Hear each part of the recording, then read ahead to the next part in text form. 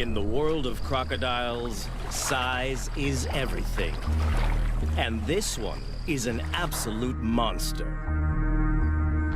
At 6 meters long, he's the boss of a gang of reptilian killers. The gang takes down and takes apart any animal within their grasp. But everything belongs to the boss. He rules by sheer size and explosive violence.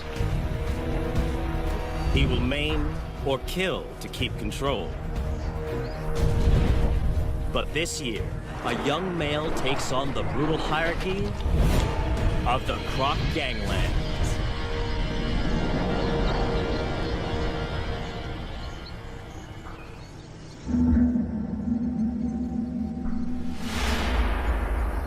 When a baby hippo dies of heat stroke on this beach, only one crocodile has the right to claim the bounty.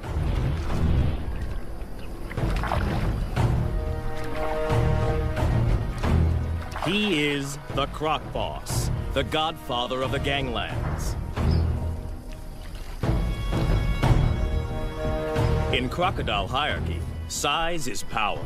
And for many, many years, his 1,000 kilograms has topped the scales. As biggest croc on the beach, all food is his.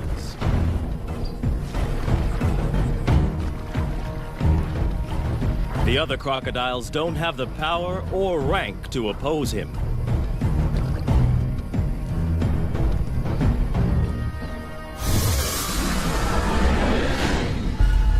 The boss didn't discover this carcass. One of the subdominant males found the prize. At 3 meters long, he is no small crocodile, but he lives on this beach and feeds at the discretion of Croc Boss.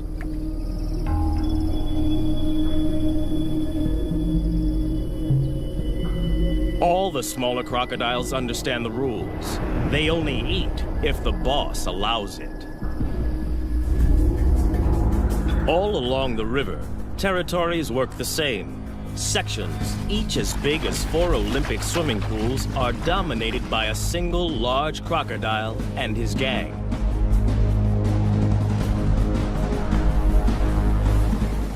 Croc Boss is the biggest of them all. But for most of the year, there is a peaceful truce between him and the other leaders. Border skirmishes mostly occur during the mating season.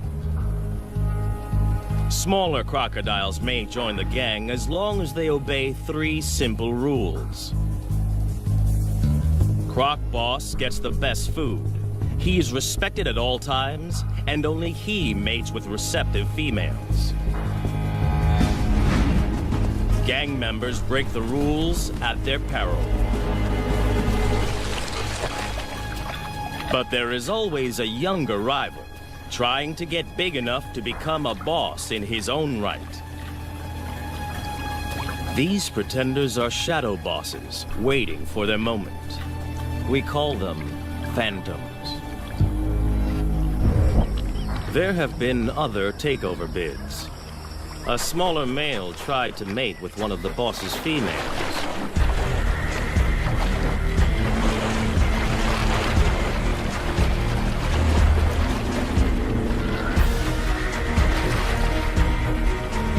It was a reckless move.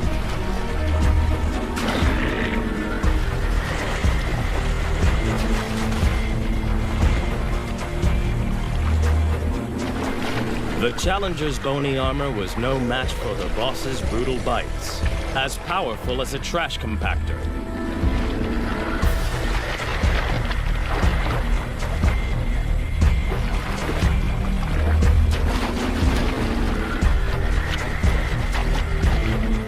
Discipline was swift and terminal.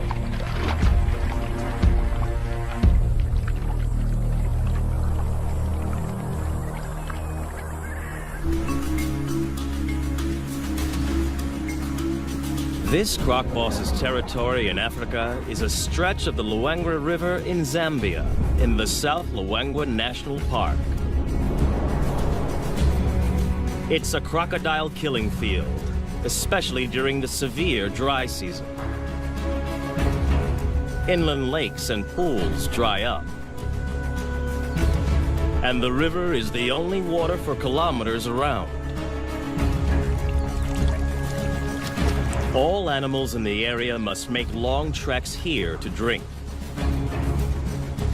And in 40-degree heat, many don't make it. The river's a lifeline and a death zone.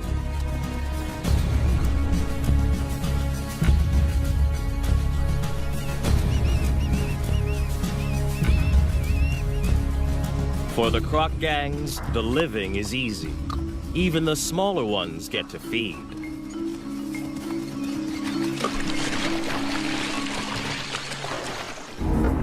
But crocs aren't the only gangs in town. Lions also know the riverbanks are teeming with easy pickings. And they're willing to fight the crocs for food. This puku antelope's caught between a rock and a hard place. After fleeing from the lions, he's stranded on an island in the croc-infested river. He's got to get off or starve.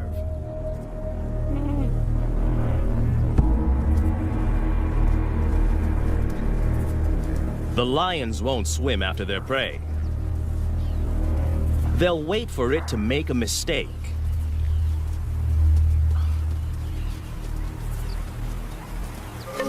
The puku's biggest threat lies in the water. The young phantom is perfectly placed for an attack. Away from the gang, this antelope is his to lose. There's no way the croc can catch the puku on the land. But there's no way the puku can outswim the croc. It's like a game of chess with life and death stakes.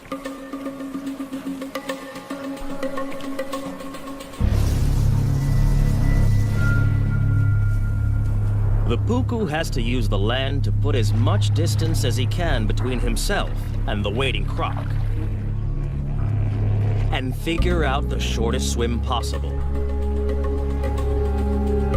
The croc must anticipate the puku's escape route.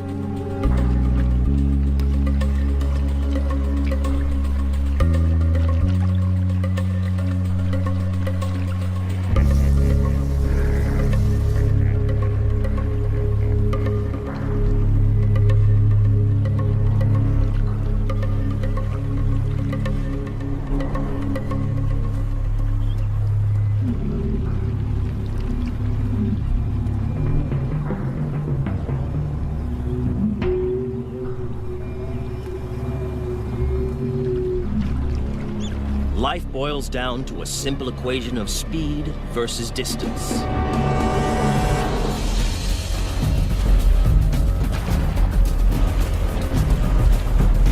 The croc submerges like a torpedo to reduce drag in the water.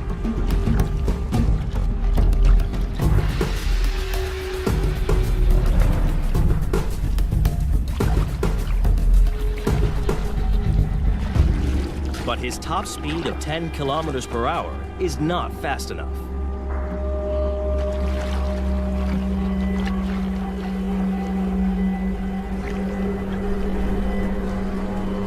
The puku's calculations pay off. He's foiled two top predators.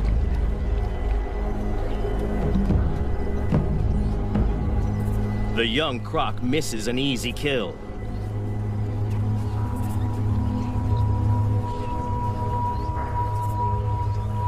His solo hunting attempt is a failure.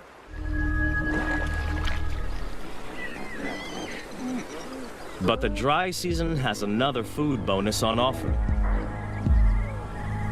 Huge numbers of hippos crushed together in the Luangwa's diminishing deep water holes to keep cool. No crocodile, even one as big as Croc Boss, would attack a full-grown hippo.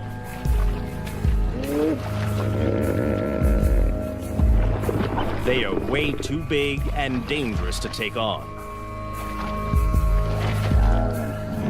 A single hippo bite would destroy a big crocodile.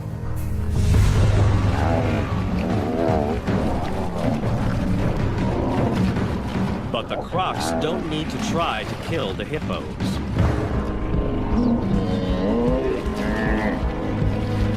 In crowds like this, these aggressive 3-ton herbivores will often fight to the death.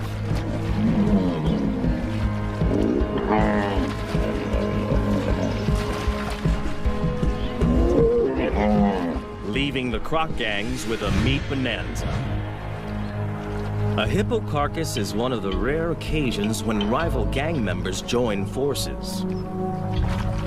Up to 200 crocs from different factions feed together.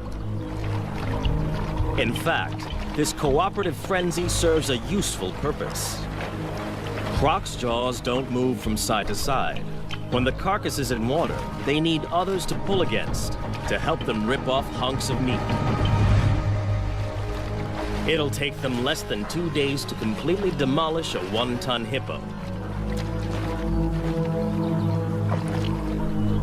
With the most acidic stomach of any vertebrate, crocodiles can digest every centimeter of a carcass. And as usual, the final chunk of meat goes to the croc boss.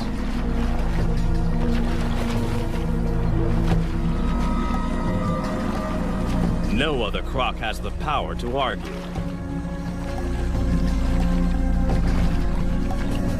Cooperation is officially over.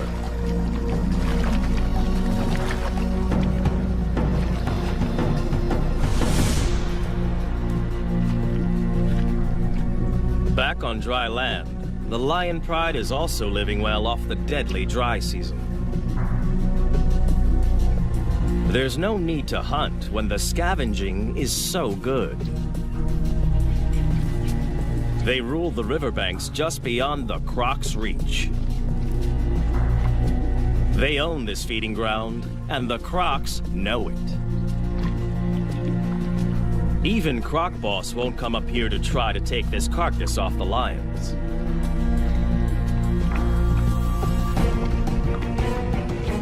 But anything that dies closer to the water is in no man's land, and that means war. Lion versus croc.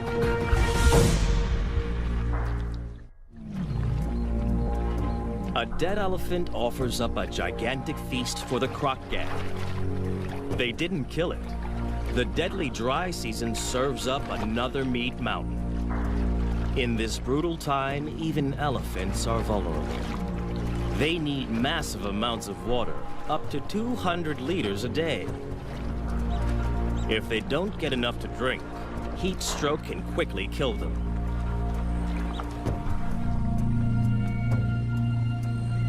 The crocs have the carcass now, but they don't own it. It's right in the conflict zone. The lions have started feeding on it, and they haven't finished. This prize is too big to give up without a fight.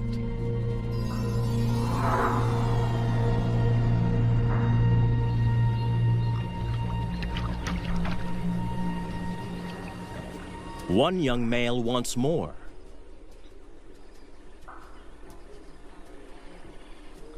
His scrappy mane indicates he's barely 2 years old, but he's big and dangerous.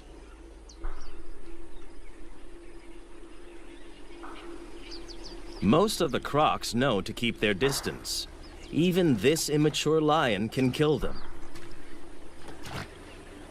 But the inexperienced smaller crocs are willing to take him on.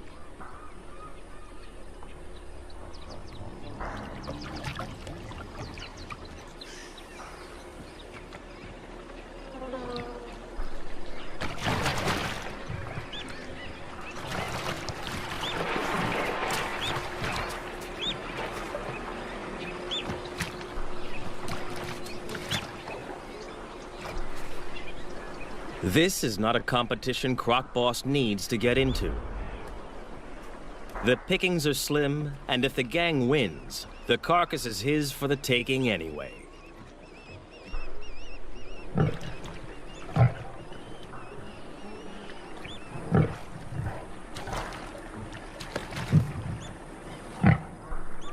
Without backup, the young lion isn't sure of himself.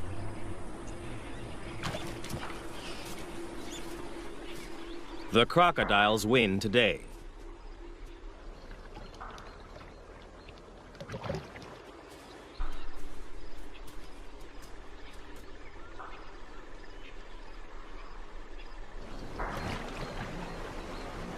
The gang now goes to work as fast as they can.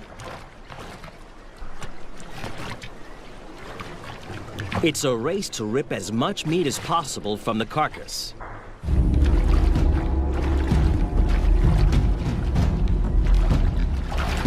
The young pretender wrestles a leg joint away from the smaller gang members.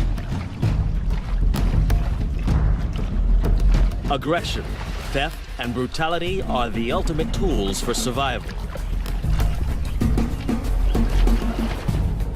In crocodile hierarchy, bigger individuals are always looking to exploit the little guy.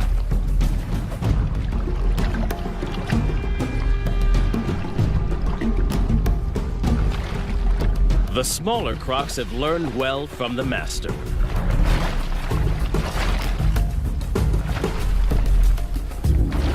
But there is only one master.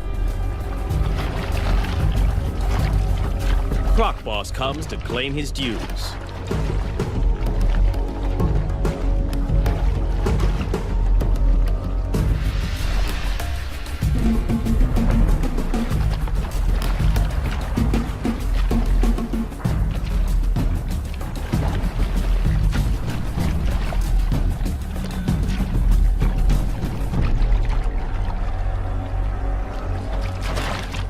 For the smaller crocs, the feeding is over.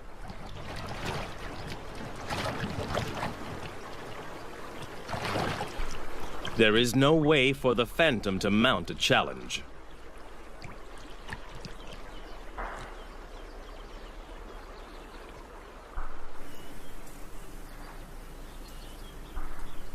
To have any hope of running the gang, he must bulk up. And he can't do that on leftovers from the boss. He's got to find his own food. And the numerous drinking pools next to the river provide the perfect hunting ground. Every morning and evening, the antelope journey here to quench their thirst.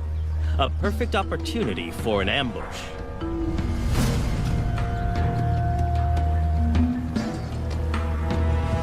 But the impala are on high alert.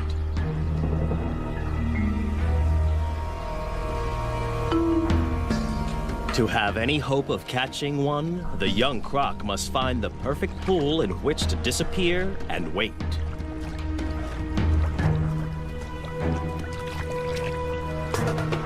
The impala are smart to the crocodile's strategy. They try to drink together where there's safety in numbers.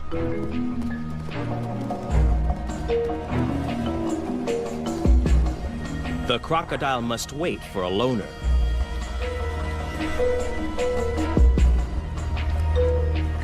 The trap is set.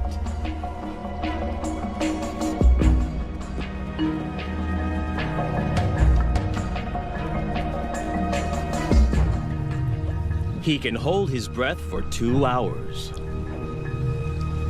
And this impala has no clue that below the surface lurks a ravenous crocodile poised to strike.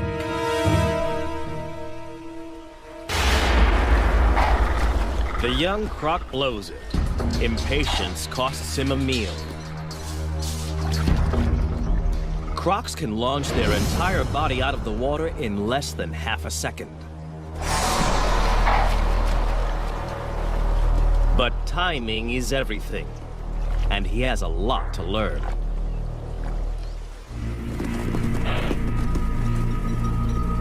The prey is spooked. The hunt is over. It's a half chance for the lions.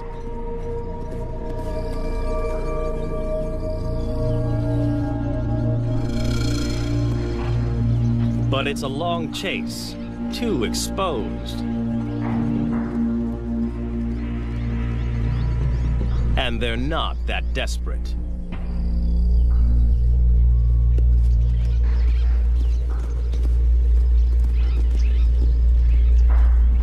They don't have to try too hard.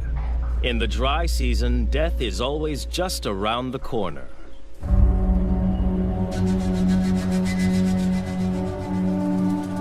After the unsuccessful hunt, the young croc has to recover and recharge his batteries.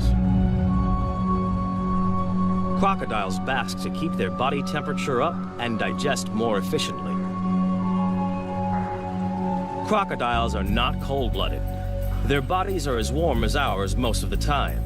They just have to work harder to keep their temperature between 33 and 35 degrees.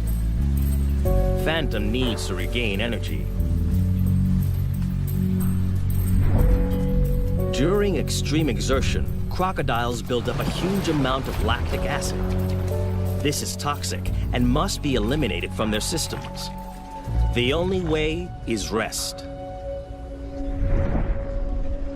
Part of Croc Boss's success is his energy strategy. He lets the smaller gang members exert themselves. They work and he eats.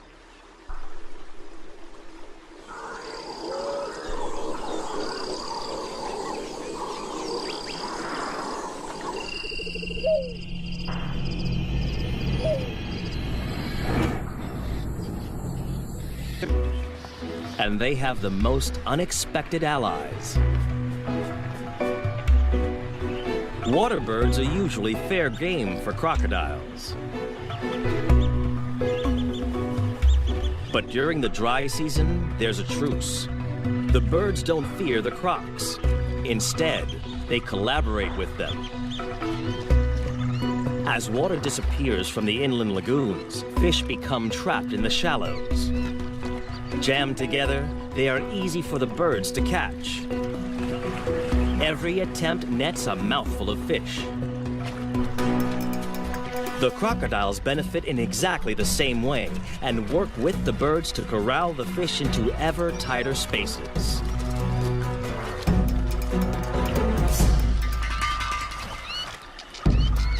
Each fish is a tiny meal, but for the small crocs, this technique is well worth the effort.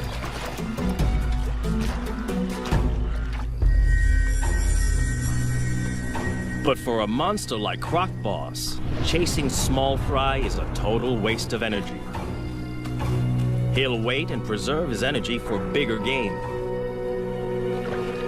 and other activities that are his alone to enjoy.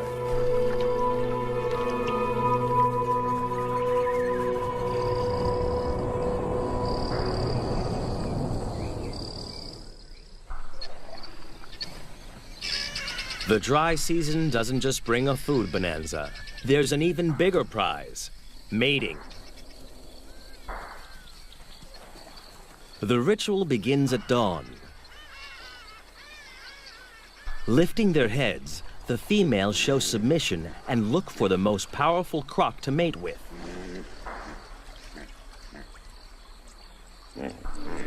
The boss raises his body and literally stands out in the river.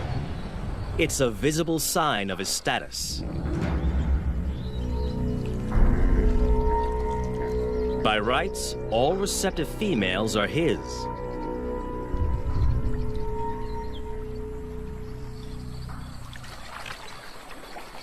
But the young pretender is also drawn in.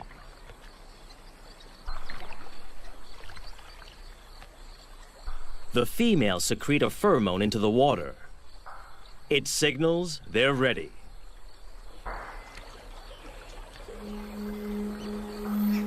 But even the boss must perform before he can mate.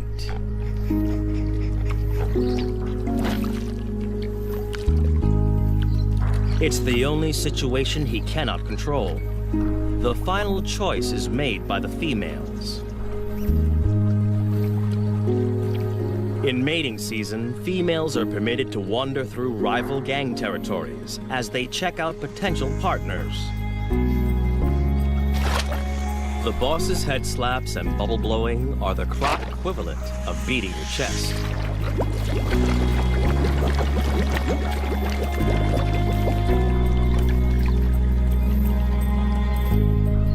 It works.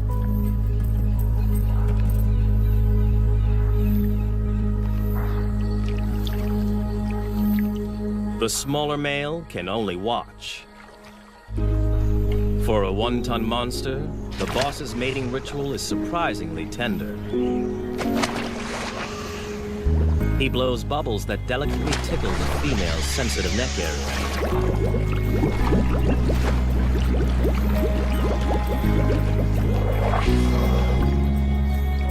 The pair will remain together for up to 1 hour before choosing new partners.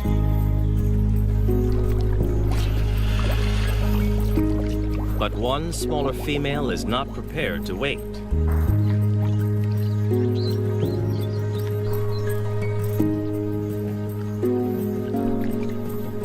She's interested in the younger rival.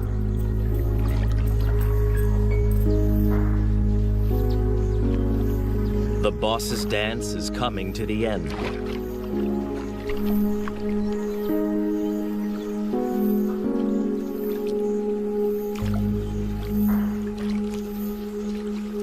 The pair submerges for their final act. And while his leader is underwater, Phantom chances his luck.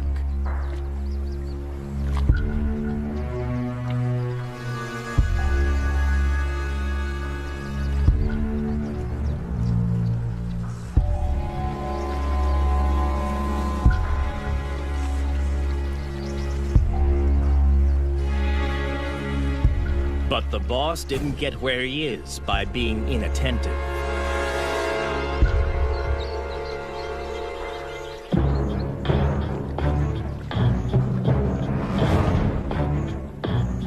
For a junior to mate with one of his females is the worst kind of disrespect. He must be punished. Others have been killed for less.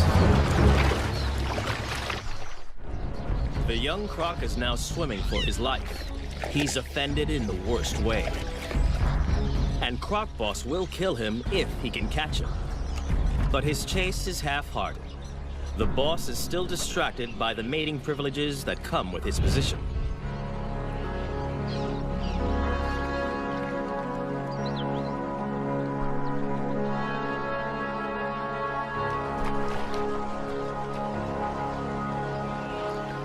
The young pretender gets off with a warning bite.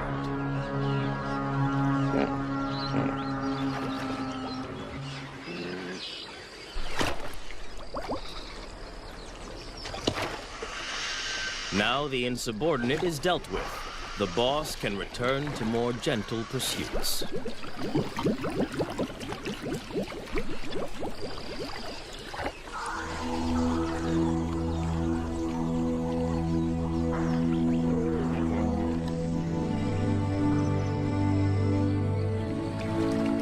The right to mate is still a long way off for this young croc. He needs to grow. And to do that, he's got to grab every opportunity to hunt.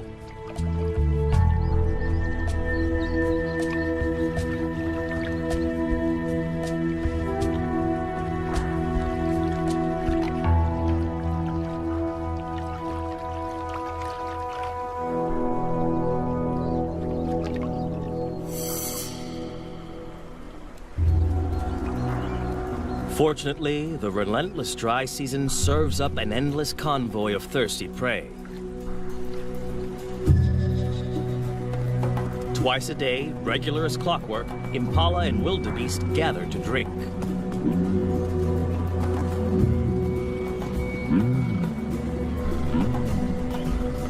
It's another chance to make a kill.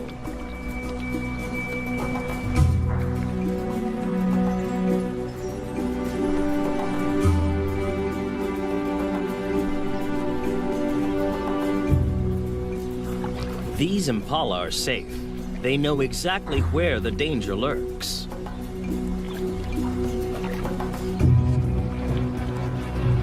Some even follow the croc to keep an eye on him.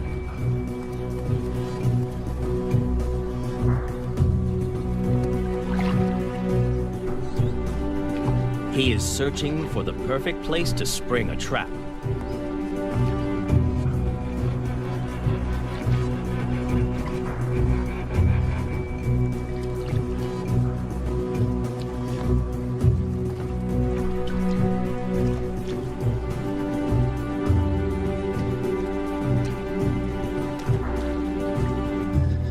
Even when he finds a likely pool, watching impalas raise the alarm. They snort to warn others to stay away from this drinking spot.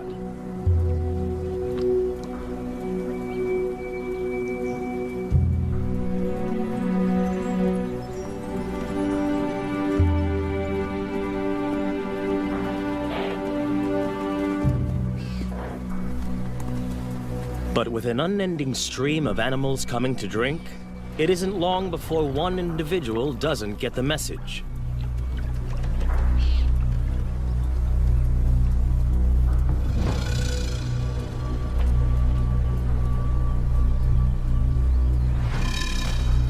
Even though this impala senses something, it's compelled to drink.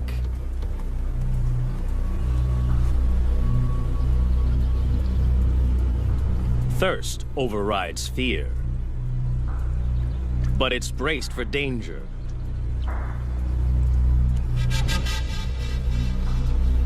Every muscle is hardwired for escape.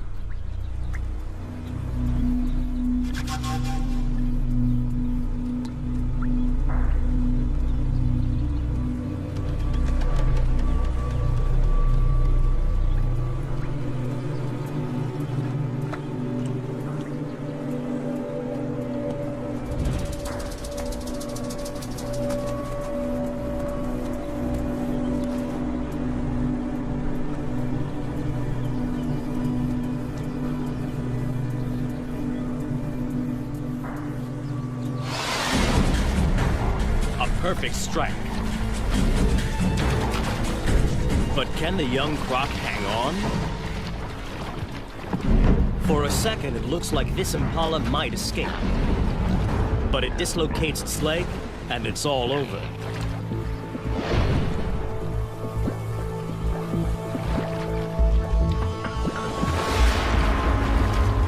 The timing of Phantom's ambush was a tiny bit off. He only manages to grab the impala's horn, and is forced to bite again. But in the struggle, the impala's leg is tangled in its own horn, and it's all over.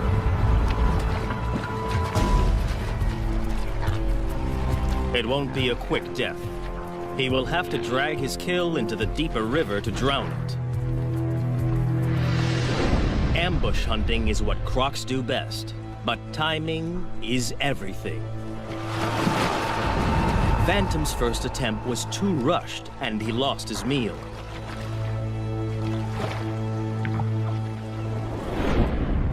But the young pretender is learning.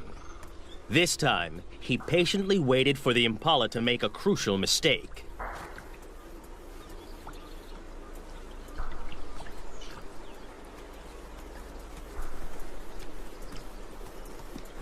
As the ram is joined by the female, he relaxes and drinks for a fraction of a second too long. A fatal error.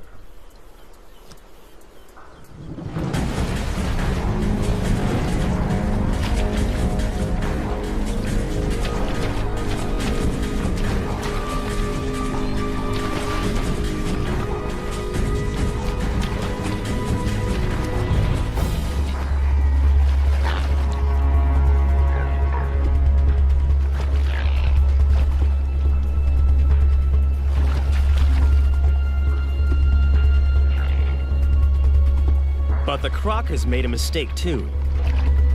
His perfect ambush is in full view of the gang. Now he must fight to keep it.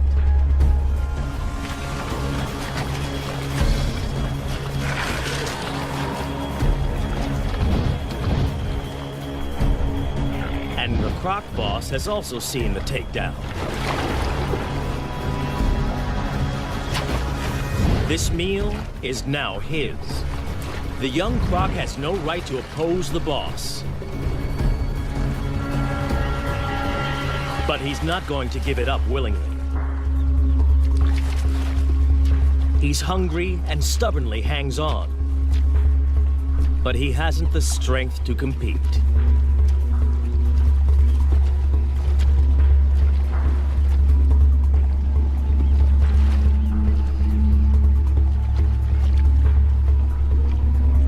rest of the gang fights to get a bite onto the impala.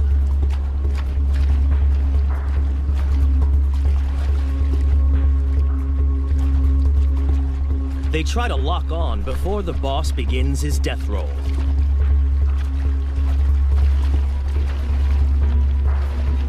As the giant spins, he literally tears the impala to pieces. Any of the gang that can hang on may end up with a big chunk of meat. The impala has gone from living animal to meat chunks in a couple of seconds. Some of the gang manages to snag a piece, but not the pretender. In the ganglands, catching the prey doesn't guarantee you eat the prey. Hunting and fighting are a major drain on a smaller crocodile's energy reserves. Phantom must rest to build up his strength.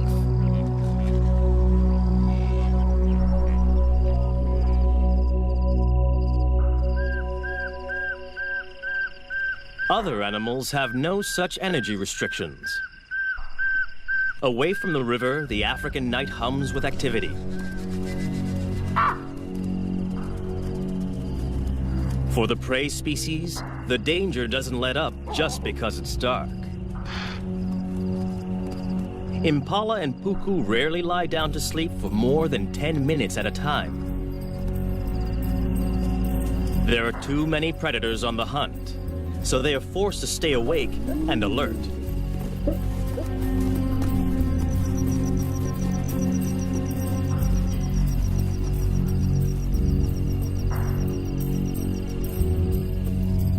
Lions take advantage when the crocodiles can't.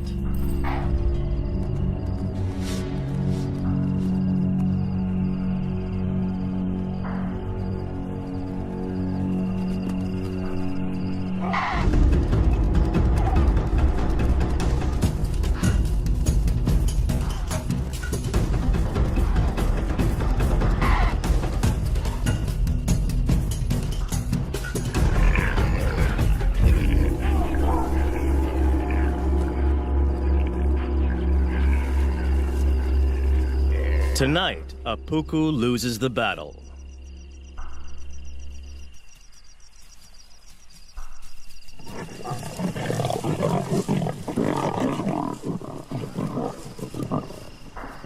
Dry season around the Luangwa River is not a good time to be a herbivore.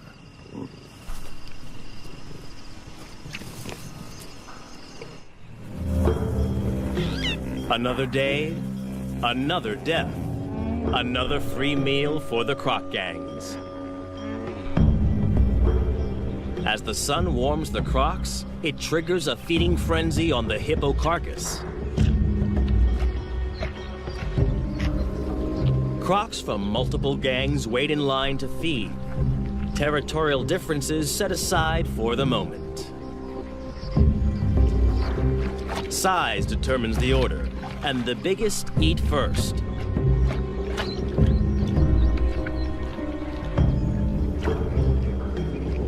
The young pretender and the other smaller crocs must wait.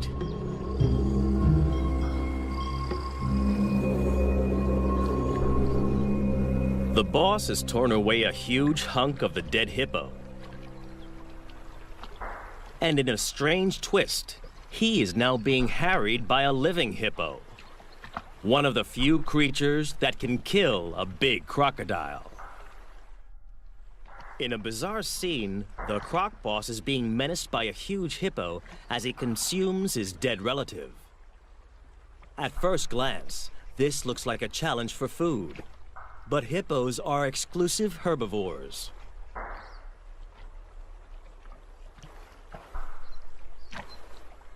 They've been known to lick carcasses, possibly for salt or minerals. But something else seems to be going on here. Perhaps like elephants, the hippo senses the death of one of its own.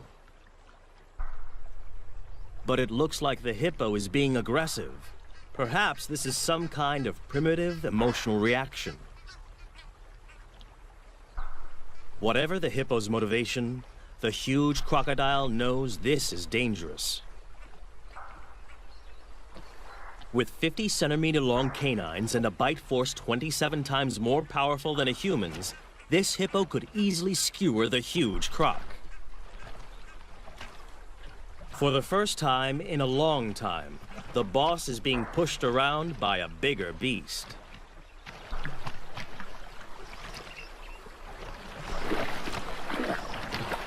It's time to retreat.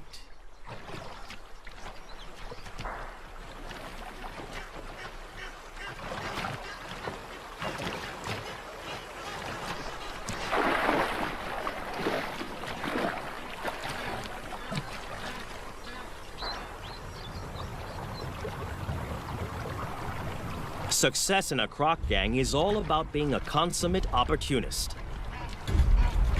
And now the young croc sees an opening.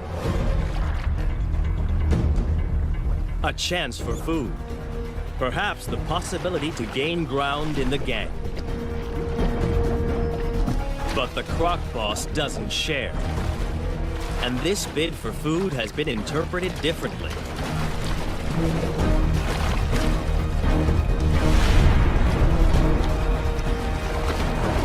It's now a power struggle. And the boss's violent death roll is a deadly attack.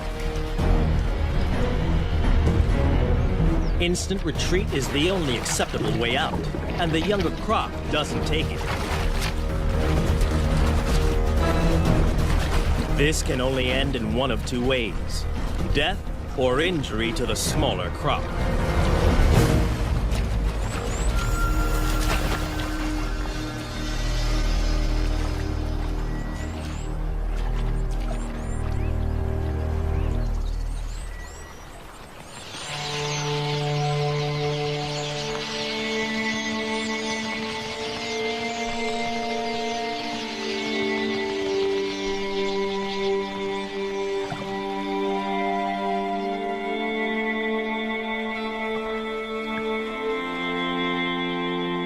He gets off lightly. He is alive. But it's still a disaster.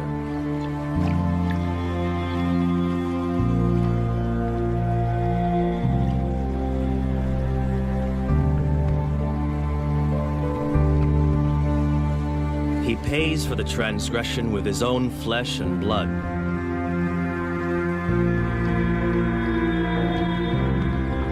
The monster croc ripped his top jaw clean off.